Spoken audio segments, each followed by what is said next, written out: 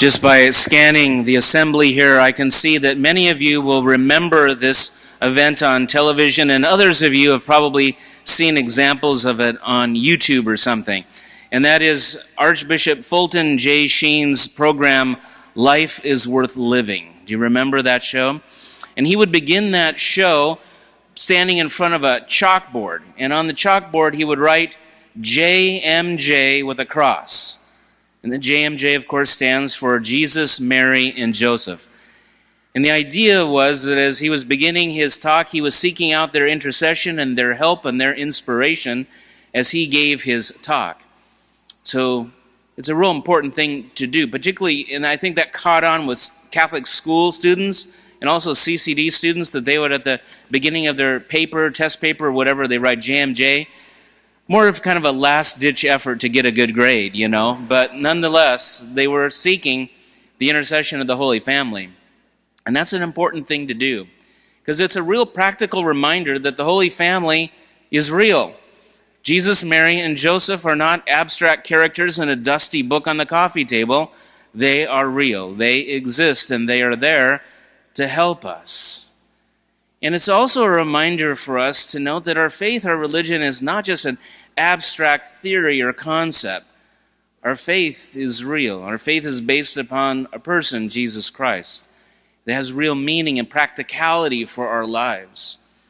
The great English writer G.K. Chesterton was once asked by someone, says, if Christianity is true, then why is there so much evil in the world? And with a little bit of wit and wry wisdom, he would say, well, that's like saying, since there's so much soap in the world, why are people still dirty, you know? And it's the idea that soap, like Christianity, needs to be applied and used if it's to make a difference in your life. If soap just can't be the concept of soap out there, it's got to be actually lathered up and put on your body to make yourself clean. In other words, if you want to change the world, you start by first changing yourself. If you want to grow in your Christian faith, you need to practice your Christian faith and apply it to your life and seek out God's assistance and help every single moment. So faith is not an abstract concept. And that idea of practicing, ultimately growing in our faith, happens not in an abstract, isolated way either. It happens primarily in the relationships that comes to us from our families, from our fathers and our mothers, our brothers and sisters, and our grandparents, and our extended families, and then the community, the family of our parish. Relationships and family relationships and bonds are very important to help us grow in our identities as sons and daughters, and ultimately as beloved sons and daughters of God. And that oftentimes happens and is established very early in our lives. Today I just want to point out two ways in which we can be inspired by the Holy Family to live in a different way in our family lives and in our family relationships, all right? So first of all, I just want to speak to the moms and dads out there, particularly with the ones with little ones, you know, and even the ones with bigger ones. It's never too late to kind of circle around and solidify your relationships with your children. But it's to point out that, of course, moms and dads are all called to love their children, to love them unconditionally, really.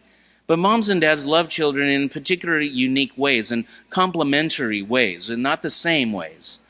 So fathers primarily are called to show love to their children by protecting and guiding them. Mothers are called to love their children primarily through nurturing and teaching them. So the fruit of a father's protection and guidance really is security.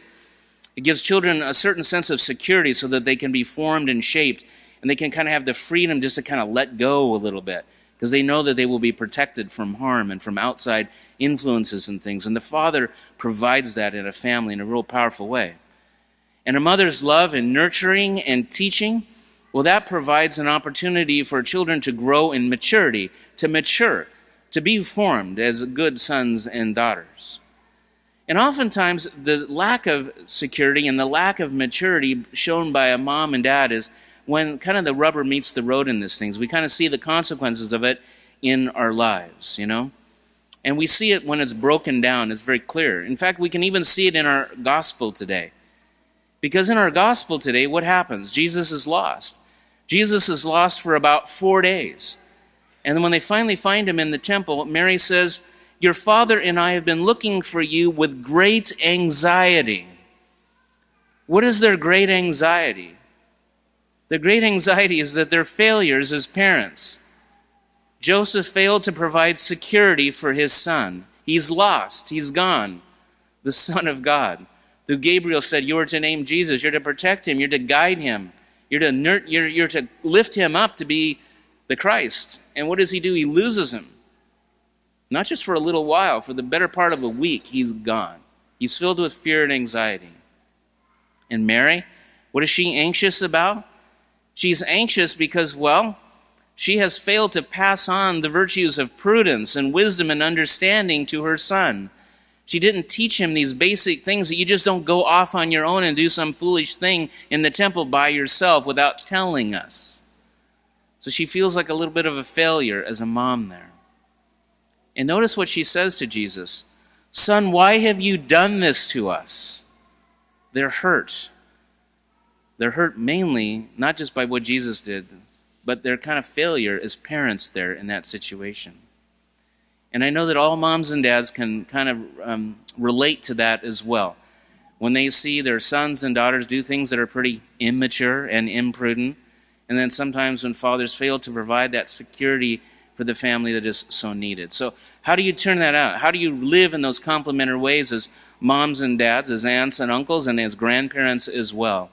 Well, there's a number of different things that you can do. And the first thing that I think that's very important is to pray together as a family, but for each parent, mom and dad, to pray over your children in a powerful way, but in a very just simple way. It doesn't have to be big or profound. One of the examples I remember from my own life growing up is how my dad provided security for our family by kind of taking a leadership role in the spiritual life of our family, but not in a big, profound way. He did it in two particular ways that stand out for me as I remember it today. First of all, he said grace at our table. Now, first of all, the challenge is actually getting your kids around the table today, right? That's a big challenge. But I grew up in a place where we did that most of the time. And my dad was the one that led the grace. And how do I know he led the grace? He began with the sign of the cross and led us with the grace. And then a second way in which I remember it is on Christmas Day, and then I think on this day and on Epiphany, after Mass was over, my dad would lead myself and my mom up to this very manger. Now the characters are different, the figures are different, but this very manger is the one that I grew up with as a kid. And we would go over there, my dad would lead us over there, and we would kneel down and say a little prayer before the manger. Those are two things that just stand out for me that my father did to inspire me in my life of faith.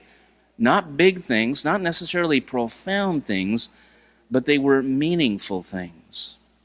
And then a second thing that parents can do together for your children or for your grandchildren, for your nieces and nephews, is to bless them. There's power in blessing, and affirmation and love in blessing. Now, Deacon Bill and I, when we bless here in the liturgy, we're giving the church's official blessing on something, because we're working through the ordination, the grace that God has given to us, and the gift of ordination to provide the church's blessing. But each and every one of us share in the priesthood of the faithful, the baptized.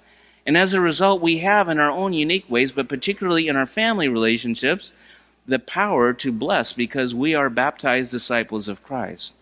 And words of blessing have power. Just like words of curse have power. They strike to the heart and they hurt. Well, the words of blessing also strike to the heart and they provide grace. And a good example of that just comes from an old book that I read on the airplane when I was going off to my vacation in November. An old book by Father Henry Nouwen called Life of the Beloved. And it's a series of reflections that he wrote to a friend of his who was an atheist. And he wrote these reflections to show that the power of God, whether you know it or not, is in the world and in your life. And in the chapter called Blessed, he recalls how he and his friend went into a synagogue in New York City one Saturday morning. And as they stumbled in, they stumbled upon a bar mitzvah. And Father Nouwen had never been to a bar mitzvah before. But what a bar mitzvah is a young man who's 13, so just a year older than Jesus went off to the temple, kind of reaches adulthood. And he has an opportunity to stand up and read from the Torah, most likely from the book of Genesis, to give a little sermon on that, and then to receive affirmation from the rabbi and the assembly, and also from his parents, that he has reached adulthood, that he is a good and faithful Jew. And what Father Nowen remembered from that bar mitzvah was the power of the blessing of the parents over their son. And this was the blessing. The dad gets up and speaks the words of blessing. Son, whatever will happen to you in this life, whether you will have success or not, become important or not, will be healthy or not, always remember how much your mother and I love you. And Father Nowen said you could feel the grace of that blessing penetrate that young man and also reach to others in the assembly as well.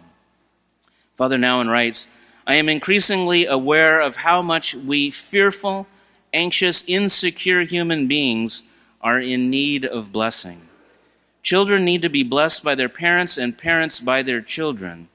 We all need each other's blessing, masters and disciples, rabbis and students and bishops and priests, doctors and patients. And the fruit of such blessing is affirmation and love and security in who we are, beloved sons and daughters of God. So, my friends, there's power in blessing. There's power in your blessing. So here's your homework assignment going forward with the inspiration and intercession of the Holy Family of Jesus, Mary, and Joseph, is to take some time during the course of this week to bless somebody. To either bless your spouses or bless your children or your grandchildren, your nieces and your nephews, a close friend or another family relation, but speak a word of blessing upon someone so that they can experience God's grace working through you. Because those words are powerful, they're profound, they're meaningful, and they're beautiful. And they reflect God's love for each and every one of us in a powerful way. Praise be Jesus Christ, now and forever. Amen.